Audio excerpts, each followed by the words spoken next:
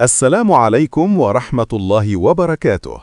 موعدنا اليوم مع قمة إفريقية قوية تجمع بين منتخب مصر ومنتخب جنوب إفريقيا ضمن الجولة الثانية من دور المجموعات لكأس إفريقيا 2025. يدخل المنتخبان هذه المواجهة وهما في صدارة المجموعة الثانية، حيث يتصدر منتخب جنوب إفريقيا الترتيب بالمركز الأول برصيد 3 نقاط، بينما يحتل منتخب مصر المركز الثاني بنفس الرصيد من النقاط، ما يجعل المباراة حاسمة ومثيرة لتحديد متصدر المجموعة.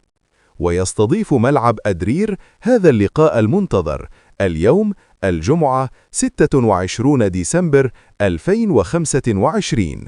تنطلق المباراة في تمام الساعة 4 مساء بتوقيت المغرب وتونس والجزائر، 5 مساء بتوقيت مصر، 6 مساء بتوقيت المملكة العربية السعودية.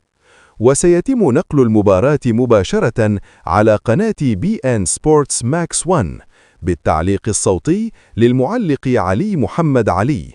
مباراة قوية، إثارة منتظرة وترقب كبير من جماهير المنتخبين. من تتوقعون الفائز؟